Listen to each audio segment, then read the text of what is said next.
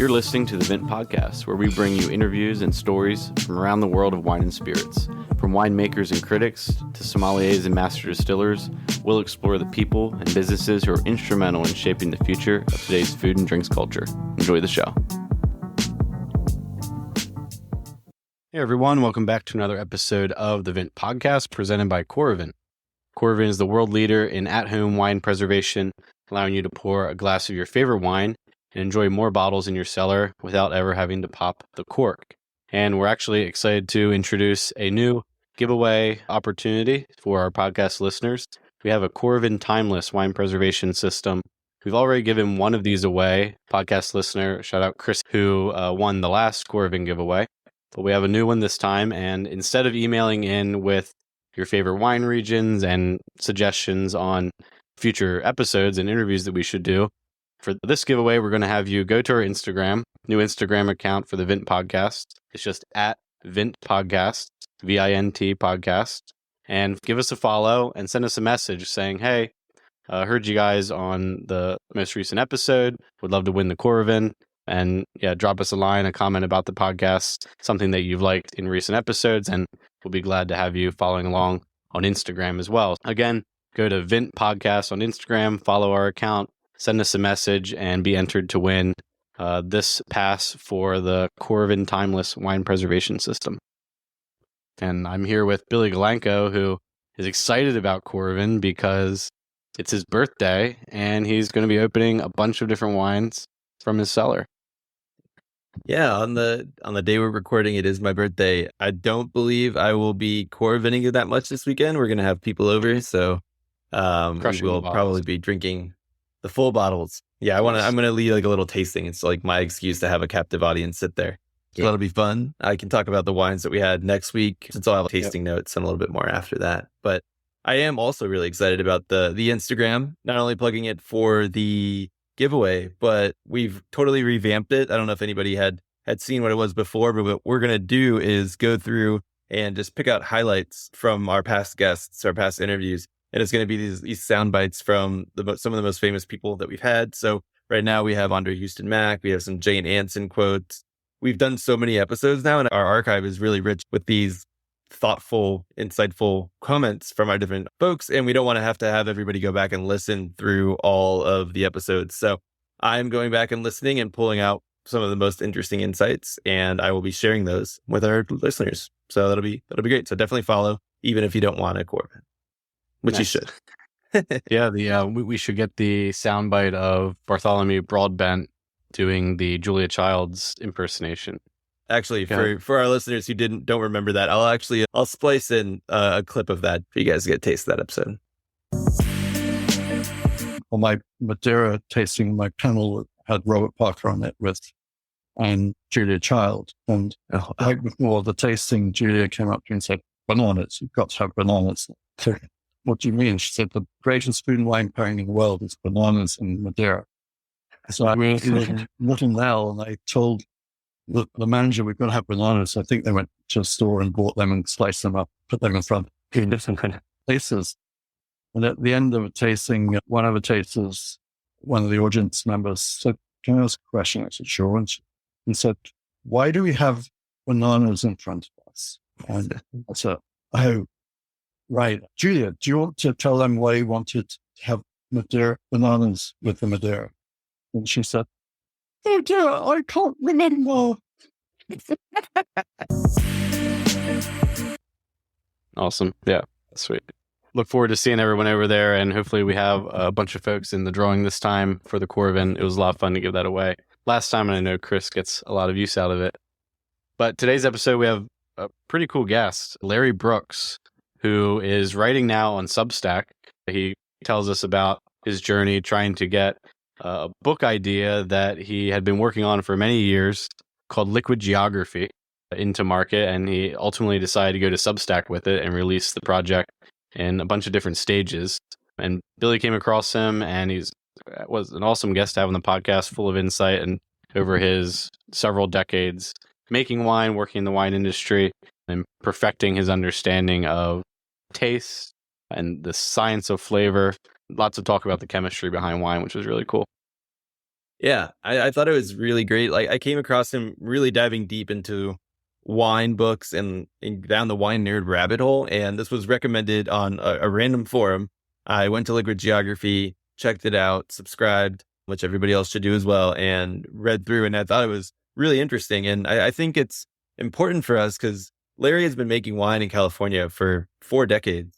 And I think it's easy for us all to think of just the big wineries and the big names. And we'll have people on there, representatives, but maybe it's not even the winemaker, but we hear about that winery. But it's easy to forget that there are thousands and thousands of people just devoting their whole lives to making wine, gathering learnings and wanting to share them with the world. And maybe they don't have the audience of being in this really famous winery, but they're working in the same networks. So I thought it was really cool that Larry took it on himself to publish his thoughts. Also, I think it's really interesting to have somebody kind of shape his thoughts and really coherently, I wasn't coherent there, coherently explain them in a book after all these years. Because I think a lot of people probably work all these vintages, have all these insights, and then they just retire and they go with them. So I think it's really cool that he's sharing them with us. And he certainly has a lot of strong opinions.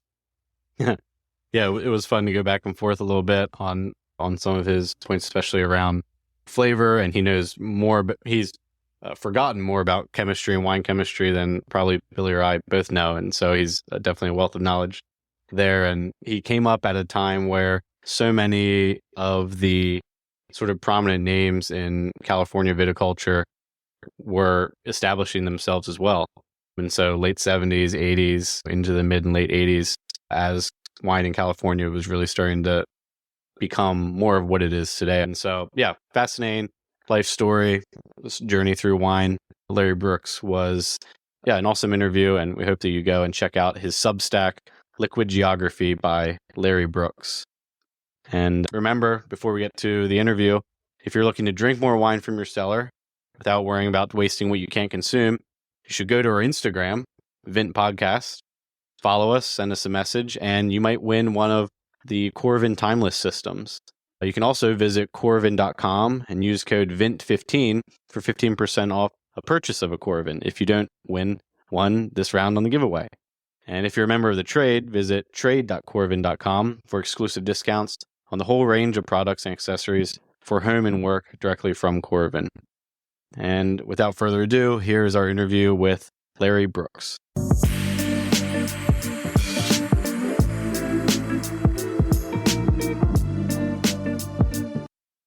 Hi, Larry. Thanks so much for joining us today. Came across your project, Liquid Geography, recently, and it looked so fascinating. I subscribed and I've really been digging through it. So I'm really excited to have you on and share the project with our listeners. But first, could you talk to us? You've been working in the wine industry for many decades now. Can you bring us back to the beginning and tell us how you got into it? My first love was German Rieslings. It's still my favorite white wine.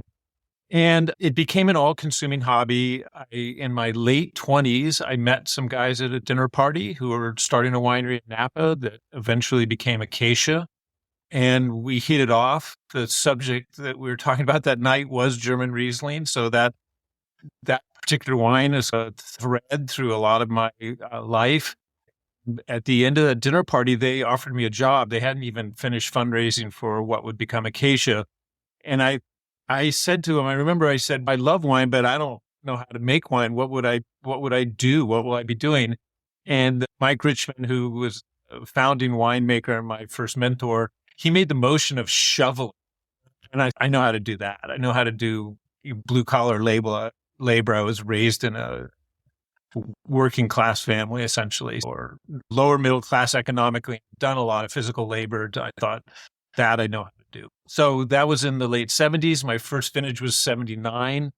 Within literally 2 weeks, I knew I'd found my place in the world. I knew the definition of vocation, but I'd never felt it personally. But as soon as I started making wine, I just thought, I'm going to do this till I drop.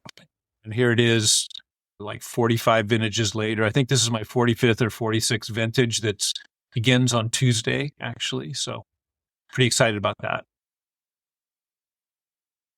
It's awesome. Yeah. Would you call it like a romantic experience that you had when you first had that feeling and got into wine and knew that this was where you were going to stay, or was it very tactile and physical for you? It was a combination of sensory inputs. I remember the moment. It was about not even 2 weeks into my first harvest. I was pressing a Pinot Noir. It was late afternoon. When you press a young red wine, the aroma impact is just overwhelming. It's just like a tsunami of aroma comes out of the press. And the afternoon sun was coming through the wine as it was dripping from the press. So there was these jewel-like visuals. And I was just like this feeling, this very deep feeling that here I am finally doing the right thing in my life, in the right place. I found my place in the world. But it was definitely, they were sensory prompts that did it. And which is, to me, the core of wine is sensory. And it's the area of wine science that over the years I've gotten most deeply into is sensory evaluation, the science of the senses involved in wine. It's what deeply fascinates me. So is it right? You made wine at Acacia for, was it 19, 20 years? Yeah, I think I had 19 hands-on vintages there. And I began, there were only 2 employees to start, began as the cellar hand. And because I'd had my educational background was in science, I knew how to do lab work. So I did all the lab work. I was what would be called these days an enologist and cellar worker. And the guy who I worked under, he had hands-on knowledge. His name was Mike Richmond. He'd worked at Freemark Abbey for years, but his greatest skill was in management, especially sales management. He readily admits that I quickly overtook him in terms of winemaking skills. So very quickly, within a few years, I was the winemaker. Then Chalone Wine Group purchased Acacia in '86 after 7 years as an independent company. And they gave me the choice of becoming general manager of Acacia as well as winemaker, or they said they would hire a general manager. And so I didn't like the idea of having a boss, even though I didn't know anything about management. And it's not something that came naturally to me. I had to really learn it slowly and painfully. I made the choice at that time to become the GM of Acacia. So that the GM winemaker role continued till '97, at which point Dick Graff, who was chief operating officer and executive winemaker for the Chalone Group at that time, he wanted to retire, and they wanted me to take that position, which I didn't want to do. I was really happy at Acacia. I knew that I'd have far more management responsibilities. Instead of a dozen people, I'd be responsible for 100 people. And I just wasn't looking forward to that. But they literally gave me one of those ultimatums that you hear about, but I didn't think they were real. They said, basically, you're taking this promotion or you're fired. So I liked the people I was working with. I took the promotion. I negotiated that I got to stay at Acacia. Acacia was only about 10 miles from the corporate offices at that time that were in a business park south of Napa. And so I was able to stay in the winery environment, which I loved. A couple years after that, they said, we want you in the corporate offices full time. Then the original president resigned, who I loved that guy and loved working for him. They brought in a new president, didn't get along with. And I tried for a year or so, and then I knew I had to leave. I couldn't work for someone I didn't respect. So that was the end of my corporate winemaking. And then I began consulting, had tons of clients. I did that for 5 or 6 years. And then I got lured back into a full-time job, basically with Tolosa down here in San Luis Obispo, which is where I still am. And then again, it was a change of ownership or a change at the top that caused me to leave Tolosa. I worked for them for close to 15 vintages. Certainly the best job I've ever had in the wine business. And I made it, I think, the best wines of my career during that period as well. But there was a change of ownership there, and the new owners had a really different philosophy from my own in terms of stylistic philosophies, especially around Pinot Noir. So we agreed to divorce or whatever the business equivalent of that is.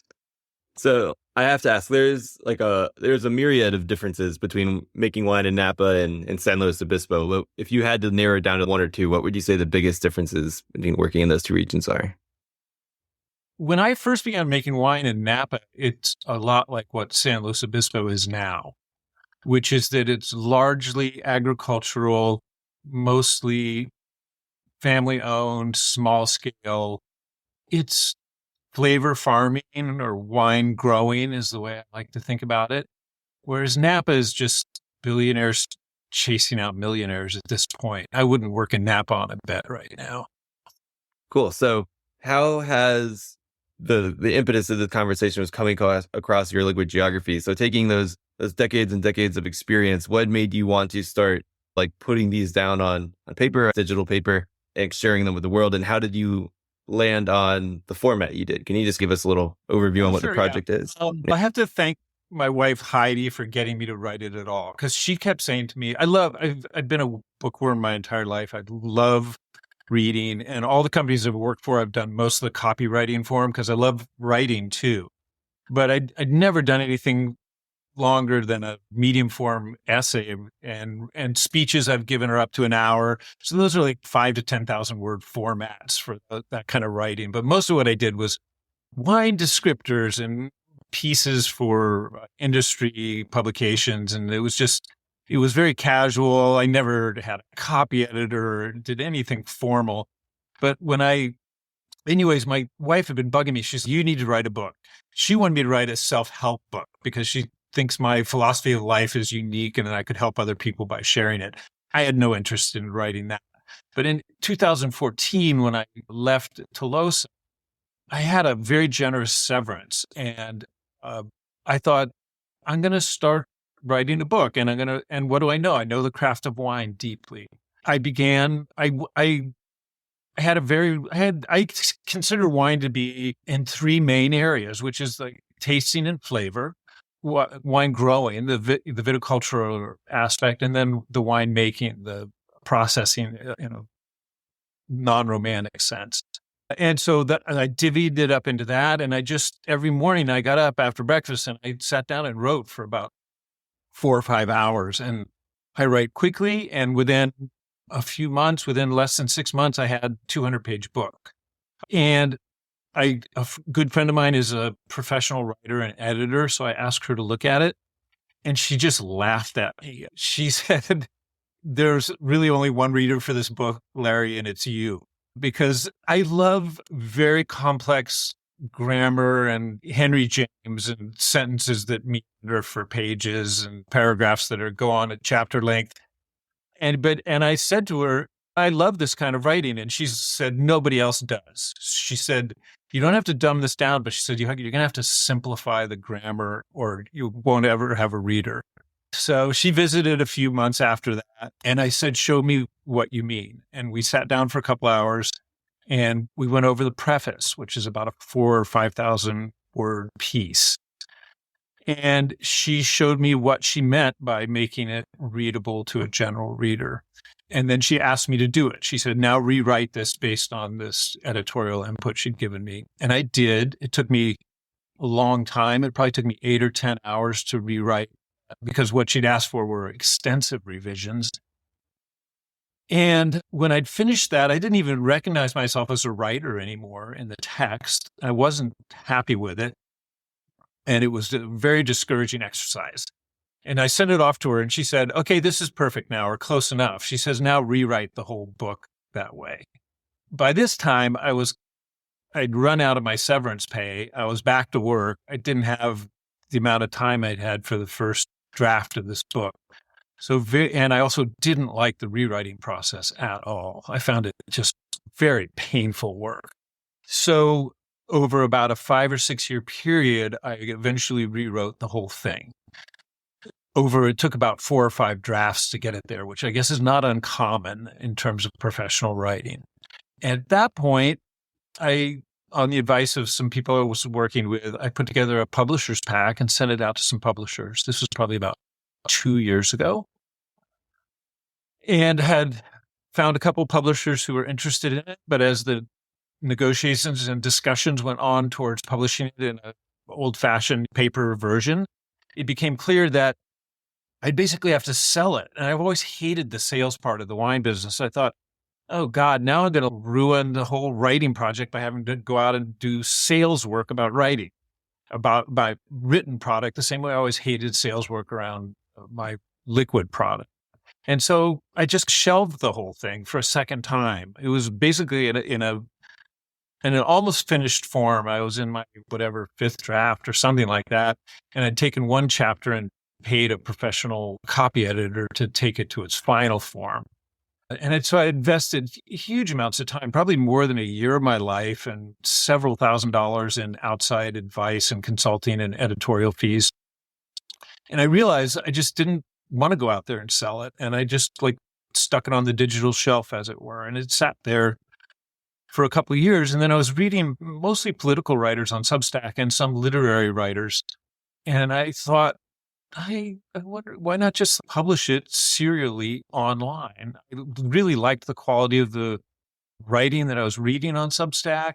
And I played with other online writing venues like Medium and a couple other things. And I tried some blogs, and none of those had really resonated with me. And Substack, I just really liked its model, and it's super easy to use. So basically early this year, I started publishing it chapter by chapter.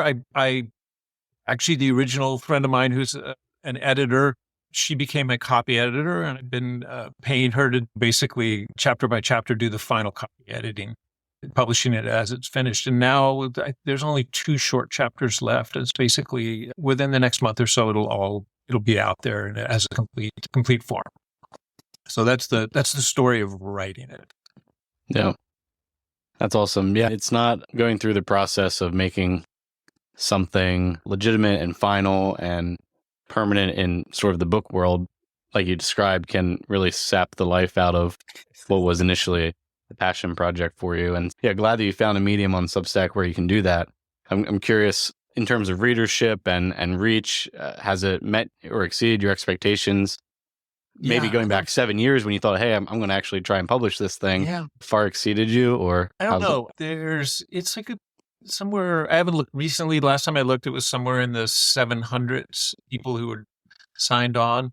So I don't know. I didn't have a preconception of what the interest level would be. And the various sections, I think, have different audiences. Like the first section, the first 7 chapters on flavor and tasting, I think have probably a deeper, broader interest than the wine growing and the winemaking chapters, even though they're not written in any kind of technical jargon. They're very deep dives, and you need probably a strong basis in winemaking or wine growing to really get benefit from them. Actually, the whole book is aimed at professionals. That was my intent. I didn't want to write a textbook, but I wanted to write at the deepest level that I understood wine, which after so long is quite deep. So it's written in plain English, but it is a very deep dive. I think probably it's not for everyone would be my assessment.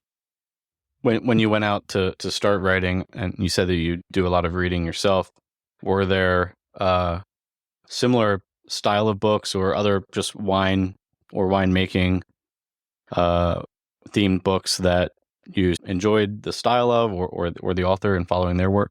It's funny that you asked that, because when I was first teaching sensory evaluation, both at Cal Poly for an introductory course and then an advanced course at Fresno a couple of years later, it was more like a graduate seminar and a lot more fun to teach than the introductory course. I was looking for a good book on the wine tasting and sensory evaluation to use in the course. And the only book that satisfied my personal criteria had been out of print for decades. It was Peynaud's The Taste of Wine, which is what's so interesting. He also wrote a book, as you're probably aware, called Making Wine, where he addressed winemaking and to a lesser degree, grape growing. And at the same time that I reread The Taste of Wine to use for this course, I also reread that Making Wine, which I'd read early in my career. And I was impressed by the winemaking book early in my career. And what was funny is the winemaking book was completely dated now, and you couldn't really use any of the advice because wine technique and technology and science had moved so far in the 30 years since it had been written. Whereas the book on wine tasting is still completely fresh. There's new instrumentations for analysis of aroma and flavor, obviously, but leaving that aside, everything he says in the mid to late 80s when he wrote that is still valid for wine tasting and sensory evaluation. So I guess what I wanted to do was make an attempt of talking about flavor in somewhat the same way that Peynaud did, but then also talk about grape growing and wine making as he did, but with the point of view of all the developments that have happened since then. So I guess it was in some ways his books were, particularly The Taste of Wine, were an inspiration for me. Are you familiar with Nick Jackson's Beyond Flavor? Have you come across that book? I know Jackson's writings, but I haven't gotten Beyond Flavor. No, I haven't seen that one. Do you recommend it? Yeah, we had him on the podcast probably I don't know, maybe I'm guessing wrong, but I'd say over a year ago, 60 episodes or so ago. But yeah, it takes an approach of tasting and flavor through the lens of the structure of the wine, so acid and tannin, and goes at understanding the complexities that way. Yeah, I don't think you need to address, as a winemaker, you need to address the structure of the wine, but I don't think they're very important personally. They're kind of the girders the building is constructed on. And for me, aroma and flavor are the essence. Mm-hmm. Especially I was gonna say on that note, we've distilled it down here, but what are some of the most common misconceptions, or like when you were doing either the intro or the graduate level classes, like how are you presenting this? And were you telling people like, you're normally faced with these tasting notes, or they're telling you to do this, and that's wrong, you should be tasting this way? What are some of the tips you were giving them there? The introductory class was probably more apropos, because the way Cal Poly works is there's separate streams within their wine colleges. One is wine business, the other is enology, winemaking, and the third is viticulture or wine growing. So the class was equal parts from those three streams. And so a third of the students had no science background whatsoever. They'd never had chemistry or any of the kind of biology, microbiology, many of the things that are taken for granted by most winemaking professionals have those understandings. So it was really interesting to try and teach someone, especially someone young who literally can't have much tasting experience, not more than a couple of years. How do you teach them sensory evaluation? And also, but as a winemaker and not as a scientist, I'm more interested in the pragmatic aspects of sensory evaluation. That is, how do you use your senses to make winemaking decisions? How do you make better wine based on being a good taster? And in my experience, it's a little bit like playing a sport or playing a musical instrument. It's just about years and years of practice. And so I based that course around some techniques that a guy named Alexander Schmidt developed. He was a French perfumer who then went into the wine business. Have you guys run into him at all? He's one of the most fascinating guys in the wine business, though he's never made a wine in his life. But he was trained in the perfume school in Paris, which is harder to get into than Princeton. I think they have 1,500 applications for each person they take. And he became disenchanted with perfumery, professional perfumery. He grew up in Bordeaux. He went back home to take care of some family stuff and decided that in perfume, they have extremely detailed, what would you call it, a lexicography of aromas. They break them into these as many as 70, 80 different categories. And perfumers have been doing this for a long time. Winemakers, not so much. But so he, beginning about maybe 15 years ago or so, started developing a robust lexicography and teaching methods around aroma using perfume samples that overlap with wine aromas, such as floral, fruit aromas, oak aromas, tannin, spice type aromas, vegetal aromas. There's not time to go into the details of it, but you guys should definitely check him out. Plus he's published novels. He's a fascinating guy. He's a very unique intelligence. It'd be a very good subject for an interview. And he's also a great teacher. So his I have a long-standing interest in perfumery as an amateur. I've been playing with perfume for 20 or 30 years. And so that I used his methods and some ideas of my own. And the typical class period for that introductory class, we would start using aroma samples for the first 45 minutes or so. And I would force the students, without knowing what the aroma was, to smell it and describe it. And that's extremely hard for anyone's brain to do. The human brain doesn't want to do that. It doesn't want to put sensory concepts into words. The connectivity in your brain between sensory input and words is extremely weak. Only one or two people in my career have had strong connections there and can easily describe flavor, what I call flavor aspects. Like you smell a wine and you get grapefruit, for instance, in a very young Chardonnay. Very few people can link that quickly or naturally. So my goal with these students was to force their brains to strengthen the connectivity between a sensory impression and a word to describe it, not to identify it. Identification is a different skill. But for instance, if let's say grapefruit and you're using a grapefruit oil as the teaching standard, to say grapefruit is not the correct answer. To say fresh, to say citrusy, to recognize the broad category, to say fruity. These are all how you train a taster. And then the wine itself can be used, but the wine itself is so amorphous and complex with hundreds and hundreds of compounds, often very completely merged or married. So it's hard to, especially the best wines, it's hard to pick out individual aspects. So it's very much, you have to force people to be analytical about flavor, which is quite difficult. If you're tasting every day as a professional, you end up doing it because you have to communicate with other professionals why this wine is better or that wine is better. But what's curious, as you go further and further into your career, and it takes a long time, like the minimum length of time to train a professional palate is somewhere around 10 years, I think. And in my own case, I don't think my palate was really fully developed as a winemaker until maybe almost 25 years into my career, where I was given the task of being a negotiant winemaker, tasting literally up to 100 bulk wines a week and trying to pick out the one or two that you might want to purchase to put in the blends that you were assembling. So I had to develop my skills as a blender, as it were, something that champagne winemakers and cognac and whiskey makers and perfumers have highly developed blending skills. And that was, for me, the last winemaking or tasting skill I developed. And I had been making wine for more than 20 years before I developed that skill. And if I had to identify what I consider the height of winemaking, it's like putting blends together. That's when you know you've reached mastery of winemaking, is when you're confident of your blends.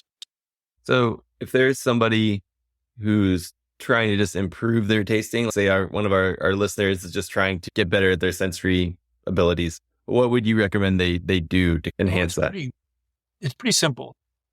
Taste daily. Taste a wide range of wines.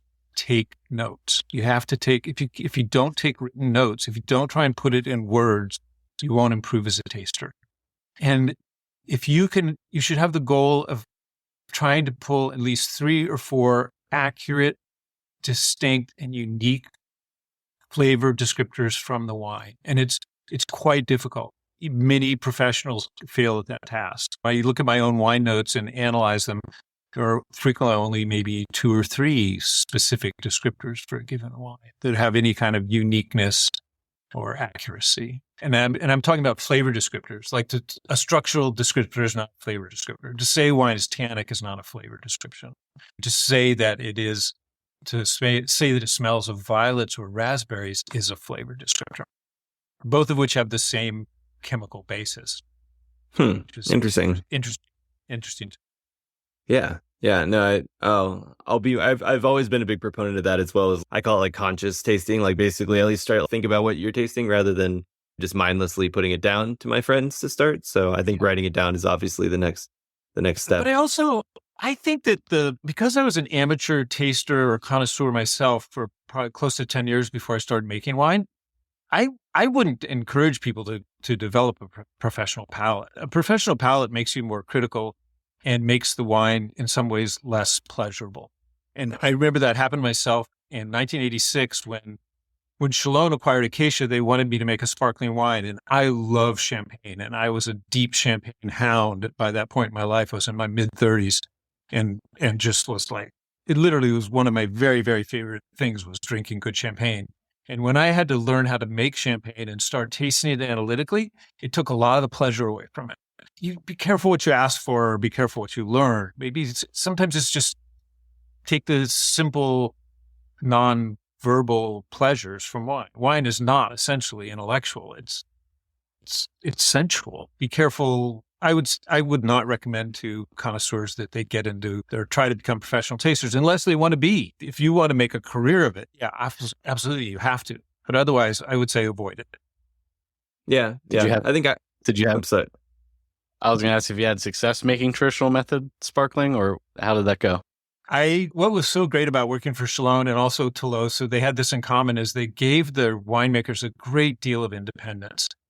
And my favorite champagne was and is Pinot Noir based wines with a lot of time on the lees, like a Bollinger RD. That to me is the pinnacle of champagne.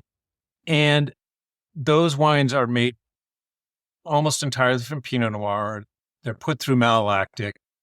They're picked slightly riper than average, and they spend a minimum of 10 and often more years on the lees before they're disgorged. It would, in the mid-'80s when I started doing this, it was almost impossible to find information about techniques in champagne. The Champenois were and are still pretty secretive about what they're actually doing.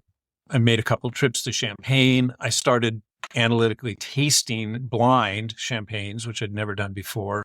Started analyzing them chemically to see what they were structurally, what their bones were, and actually went back to some really old texts in the library in Davis.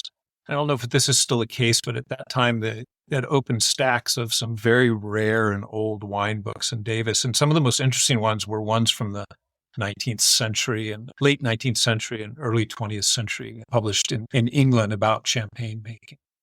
That's interesting. Yeah, I was looking at the tasting notes from, I come at wine from like an art history background. So it's like the little bit more I knew about a piece of art, the more I actually appreciated it. Once you get to way deep into PhD curator status, and then you start, I understand completely what you mean there. But I think learning a little bit is helpful. But I did want to pivot a little bit away from the tasting to something that you can. Can I interrupt if you don't mind? Yeah. It's funny that you mentioned art history because I had my undergraduate degree was in botany with a minor in chemistry. I also took a minor in art history because I just was fascinated with visual perception and a way of using the brain that didn't involve words. And that has continued as a passion of mine. So interesting that's part of your background as well. Nice. I often tell people if they want to get better as wine tasters, they should read literature, look at paintings, listen to Mozart. Developing your general aesthetic sense is so important if you're going to be successful as a winemaker. I completely agree. So speaking of being a winemaker, I think you have a note, and this is like paraphrasing, but winemakers can make a pure and delicious wine as opposed to maybe like quote unquote natural wine movement. I think a lot of people, and you're also a proponent of this, that wine's made in the vineyard. I think people have this a sense that less winemaking means a more pure and ultimately delicious wine, potentially, if done well in the vineyard. Can you talk a little bit about your thoughts on this and what you mean? That belief that non-intervention or hands-off winemaking makes a better wine is just false. My first mentor in wine, he used to joke that man makes wine and God makes vinegar. And I feel the same way about natural wine. And also just the use of the word natural is fraught. And I address that in some depth in the preface to my book. If anybody really wants the long form version of what I think about natural, they can read that. It's akin to, let's think about Louis Pasteur, right? Mid-19th century, basically the first person to explicate fermentation, also one of the foundations of the germ theory in medicine, a genius of the 19th century.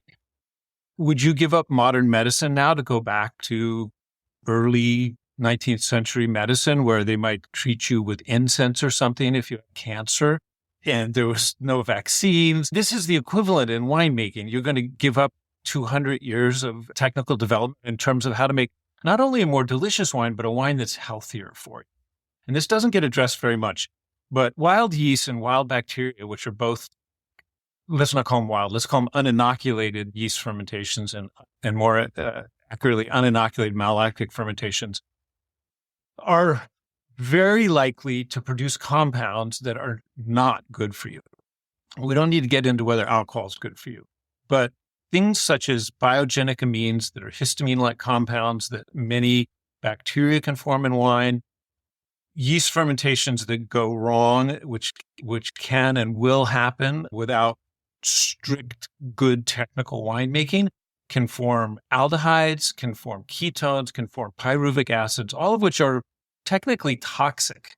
I would argue that so-called natural winemaking makes less delicious wines and wines that are less healthy for you. And I mainly object to I do care for myself that my wines are delicious. It's not for me to judge whether somebody else's wines are delicious in a public forum, but wines should be as healthy as possible. And natural wines are not as good for you as a technically correct wine, shall we say. A wine made using all the knowledge, especially there's been so much development of wine knowledge in the last 20 years. There's things available now that if I'd been told in my first years as a winemaker I'd have these tools, I wouldn't have believed it. Yeah, I'm strongly against so-called natural winemaking. Yeah, you mentioned it, that natural wine, that term is fraught with complexity and a semantic issue, maybe at times, depending on who you're talking with. How would you even define it, right? And so I guess that's what I want to ask you is, right, when you say, hey, there's a category of wine where I'm probably not going to touch it because of some of the reasons you just scratched, what's the delineation in terms of how those wines are made, or what style of wines fall into that category versus a wine that's made with biodynamics in the vineyard in mind, at low intervention, quote unquote, the minimal additives, these kinds of things? Like, where do you draw the lines? Yeah, I think probably the best description of how I think fine wine should be made, Leo McCluskey coined. He's a founder of a company called Enologics. I worked with him and for him briefly off and on, and I've used his services for some projects. And he called it the French wine farm model, which is that you absolutely understand your terroir, your soils, optimizing your fruit. So you grow the best possible fruit. And then you use classic techniques in order to ferment, extract in the case of whites, finish it, what you might call élevage, educate it, bring it up, perfect it in the cellar through aging. I don't believe in using high-tech methods like spinning cone and RO and all that bullshit where you're like tweaking the wine into something else it is, or adding all these weird extracts and syrups that are basically sugar. I consider that stuff unethical in fine wine. But I'm absolutely committed to using selected yeast, selected bacteria, temperature control, SO2, filtration, especially cross-flow filtration. So the best filtration technology ever developed is essentially no effect on wine flavor whatsoever, and yet it's stable. So it doesn't, all of a sudden, you're like growing stuff in your bottle in your cellar and the wine's ruined, even if it tasted good when it was bottled. I believe you have to take care of your wine. I believe it should be stable and sound. But I'm also, if you make fine wine, you realize that for the reds in particular, the quality of the fruit is 90% of the game probably. And all you're doing is getting the picking date and working with the management of the vineyard, if you don't manage it yourself, to make sure that each year is adjusted in terms of the wine growing correctly. But then in a couple of hours, I could tell you how to make great in the cellar. The protocol, if you will, the recipe for great red wine is simple. Like growing it is incredibly complex. I still haven't figured out everything about that. I'm still like fraught today because we're having a heat event like a week before anything's got ripe flavor. So the vines are taking all this potential negative solar energy in now that's going to affect their flavor. There's things you that are out of your control, obviously. But so, am I cut in? Is it right that then one of the bold lines is like native yeast fermentation? Oh, I make Chardonnay largely uninoculated, but that's the rare exception. And even with that Chardonnay, when I do the malolactic, it's absolutely with a large dose of selected bacteria.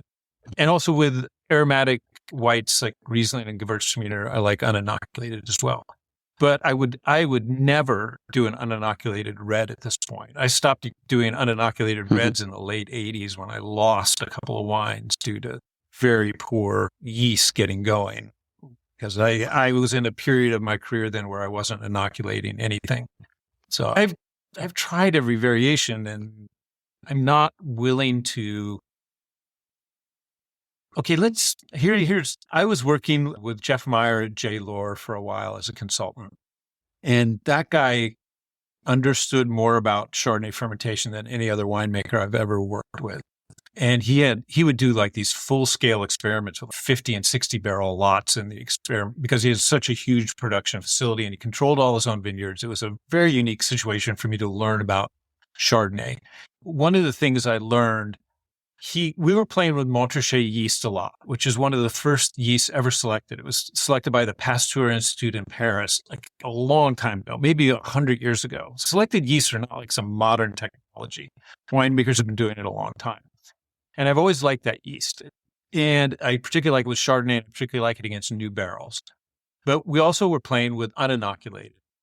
And what we found over time was the quality effect of the uninoculated was not so much that there were better yeasts. There's always a wide range of yeasts in any given fermentation, whether you inoculate it with a selected yeast or not.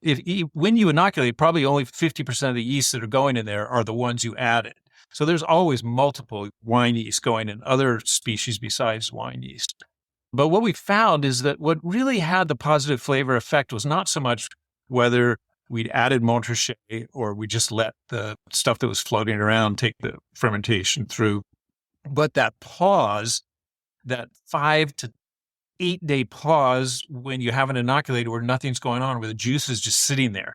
Something goes on chemically in that juice when it's just sitting there before the fermentation. I don't know what. I've never seen any research on it, but that has a profound flavor effect and it improves white wines. That kind of, I don't know what you call it, limbo between it when you've pressed it as juice and when the fermentations actually begin. There have, of course, in the last 15 years the yeast companies have been selecting various non-wine yeasts to control that period before the wine yeasts take over. And that's been an incredible development. Lefort with the alpha yeast was the first one that did that. That's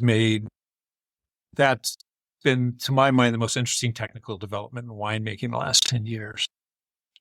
That's interesting. So I guess I'll get a little nerdy here, but is that just when the wine or the must at that point is kept at a temperature where it could potentially start fermenting and it's going to? It's not just like you chilled it and it's just waiting to be fermented at some later date. You with white must and sometimes with red, you do chill it if it's not at a temperature you want. And also, while you're settling the solids out of that white juice before you ferment it, the grape solids and the dirt and whatever else came in, you absolutely don't want it taken off then or you're in trouble. Cold would be used at that time by most people. But then once you start letting it warm up, when it hits 50, stuff can start happening. But it's a question of how fast it happens. And with an uninoculated fermentation, there's always a significant delay compared to if you throw in a bunch of happy selected yeast, whether Montrachet or what have you, it's going to take off really quickly within 24 hours. I guess my question was whether that gap in time that you were describing was impacted by temperature, and if you've played with that. It is. Yeah. It is impacted by temperature, but also one of the advantages of these selected non-wine yeasts is you can put those in. They'll hold the thing in a stasis situation for a few days. You don't have to continue putting cold in it in the case of a red ferment. So you can save tremendous amounts of energy, which is also always good when you can do that. And they also, those non-Saccharomyces, non-wine yeasts that are going, usually very slowly, producing very little alcohol, eating very little nutrients out of the juice. They are creating precursors for flavors that you wouldn't get just from a straight up wine yeast fermentation. So my experience, especially with reds, is if you get the activity of these non-wine yeasts first for a few days, 4 or 6 days, whatever, the early stages of the ferment, you make a much more complex wine aromatically at the end. And complexity to me is the central goal for any wine you're making. I think wine is the most complex thing we put in our mouth. The whites have, I don't know, at least 300 or 400 compounds, reds 700, cognac 1,200, and steak 17. It's potatoes 12. The increasing complexity within a balanced structure or framework is to me the goal of my personal goal in fine winemaking.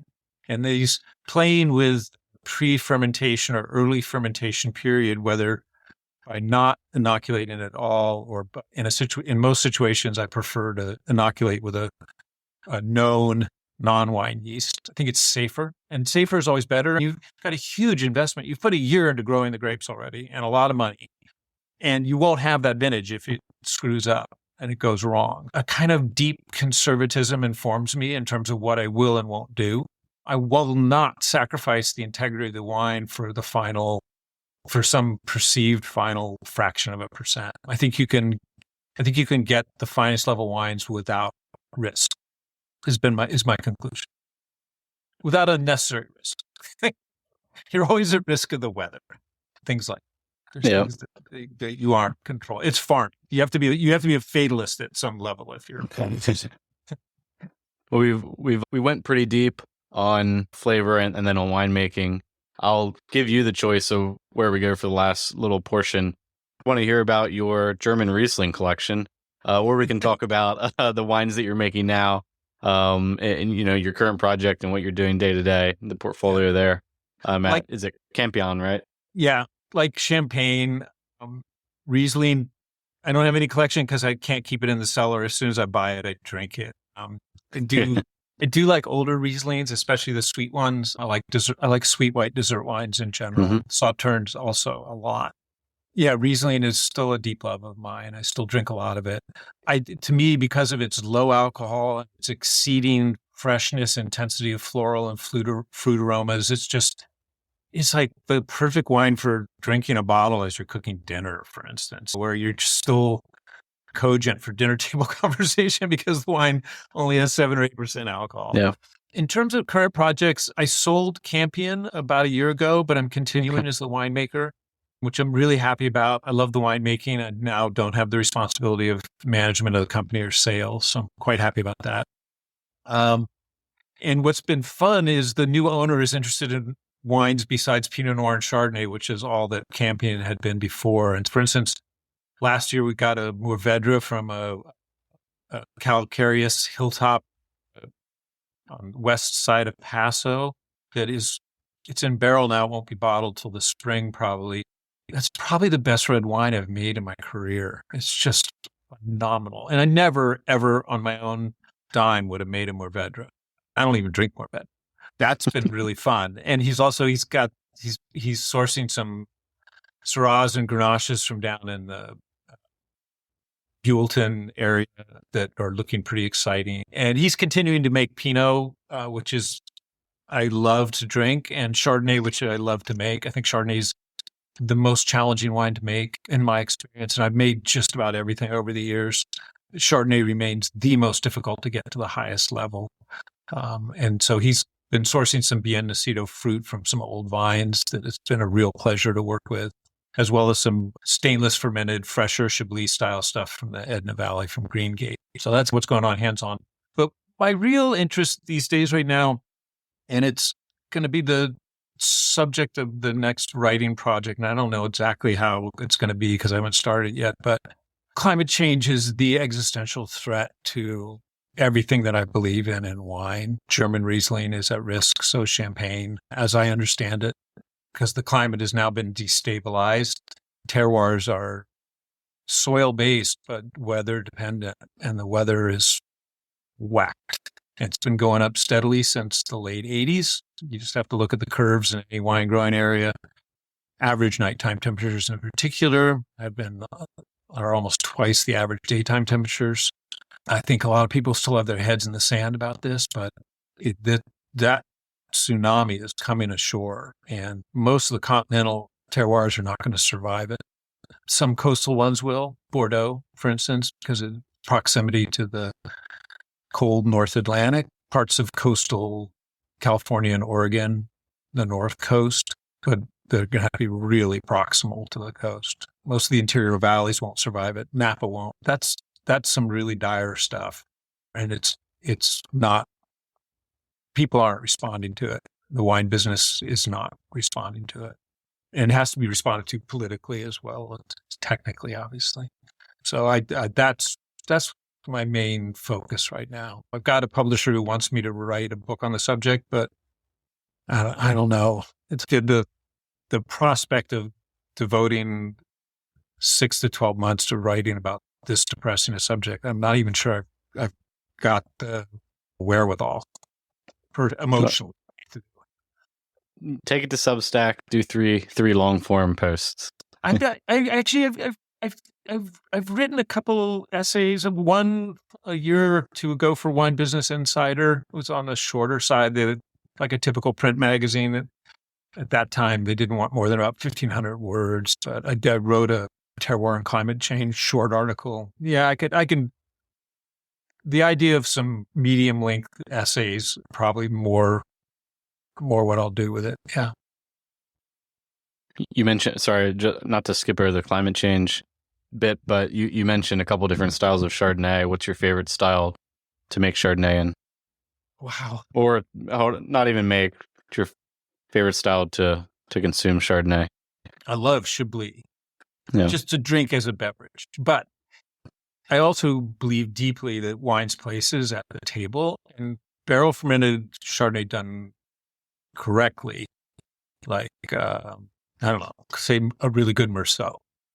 That at the table is the pinnacle of Chardonnay as far as I'm concerned. Barrel fermented Chardonnay done correctly is more complex than tank fermented. There's just more compounds. There's more frequent fails with barrel fermented than tank fermented styles. So that's why I'm continue to be fascinated by barrel fermented Chardonnay. That style, the rich style, I would say. But I don't like the flavor. I don't like oak. I like barely perceptible oak. So that's a real trick with Chardonnay to pull that off with barrel fermented Chardonnay. Yeah. So if you're into Chardonnay, the apex, the pinnacle of enjoyment and appreciation of Chardonnay has to culminate somewhere in barrel fermentation or barrel being used. Yes, absolutely. Yeah, I think you can bring out. Here's what goes on. You could do it without oak barrels. I think one of the things I haven't done completely, though, I've gotten close on some recent wines, like the 22 Bien Nacido Campion that isn't released yet. That was done in like 80% stainless barrels. And that was pretty interesting. I haven't taken it all the way to 100%. You need the lees contact as a ratio against the volume, which only a small barrel can give you. And then you need extensive lees stirring to release there's a lot of grape and fermentation flavorant stuck on the yeast. Even though those yeast are tiny, the surface area of them is huge because of the amount you have there. And you can, with careful or focused stirring, you can release all that flavor, grape flavor, into the wine from some vineyards, and not all vineyards. So to get the most flavor, you have to use barrels. I'd like to give credit to the people I learned stuff from, and the nuance of lees stirring and releasing that into wine, I owe to Mark Lyon, and I worked with him when he was at Sebastiani as a consultant. But it was his ideas. I'd always known that some flavor came off lees, and I thought that the best time to do that was in the spring after the first vintage. But work that he initiated and that we did together, I was acting as a flavor consultant then, but it was his idea. He said, let's try doing some really late intensive stirring, like mid to late summer after more like 8 or 9 months on the lees. And had a profound and much more flavor impactful effect than the earlier stirring that was common that I'd been practicing. Nice. Thanks, Larry, so much for coming on and sharing about your project and your history and making wine all different kinds of places and all of what you've learned about flavor and winemaking itself. So yeah, definitely appreciate your time. Not at all. Great talking to you.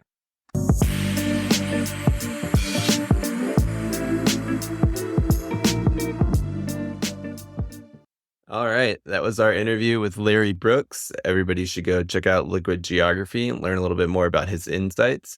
And if you want to explore your own liquid geography, you can get a Coravin, and you can explore wines from all over the world without having to pop the cork. You can taste from France to the UK to the US without even having to open a single bottle. All right. Now that is our episode for this week, and we'll be back with another episode next week. Cheers.